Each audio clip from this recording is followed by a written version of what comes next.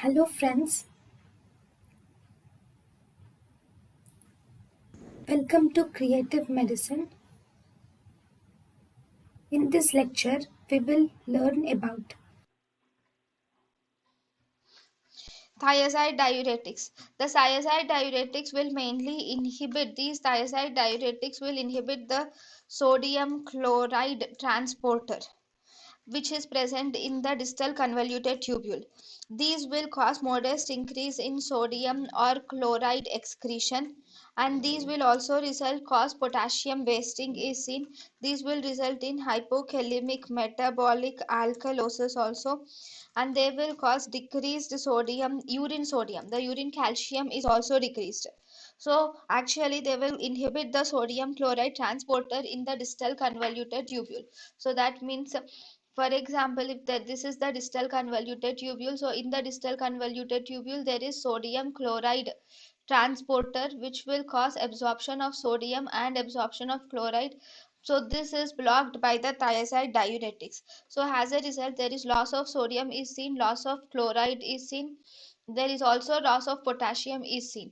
So as a result, because of loss of potassium there is hypokalemic metabolic. Along with this there is loss of H plus is also seen. So because of loss of H plus, so in the blood you will see alkalosis. So there is hypokalemic, hyponatremic, hypochloremic metabolic alkalosis is seen, and even calcium is lost. So there is decreased calcium is also seen in thiazide diuretics. So the clinical application are the uses of thiazide diuretics are the thiazide diuretics can be used in patients suffering from hypertension, mild congestive heart failure.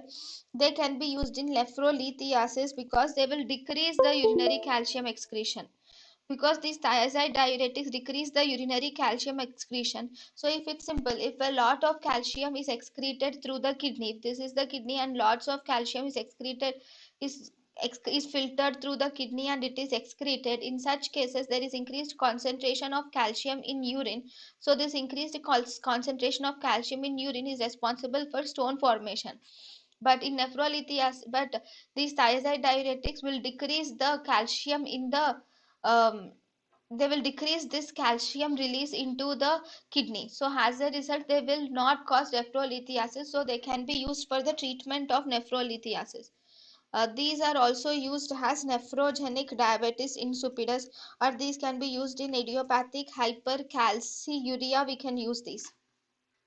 So these are the uses of thiazide diuretics. Then we have toxicity of thiazide diuretics.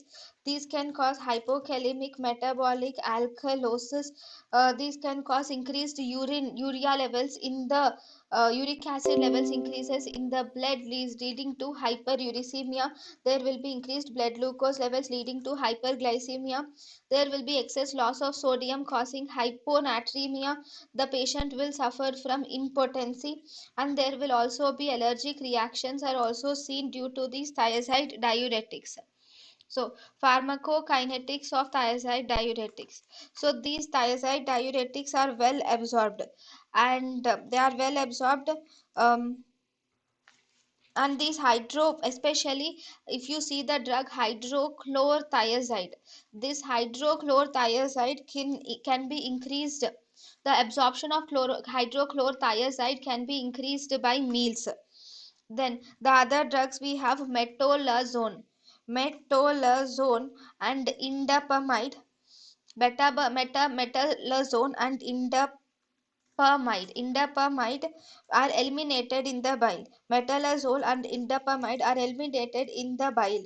Then others, all the others are eliminated by tubular secretion through the kidney. So because they are eliminated by tubular secretion in the kidney, so these thiazides are only safe up to just GFR of around 35 ml.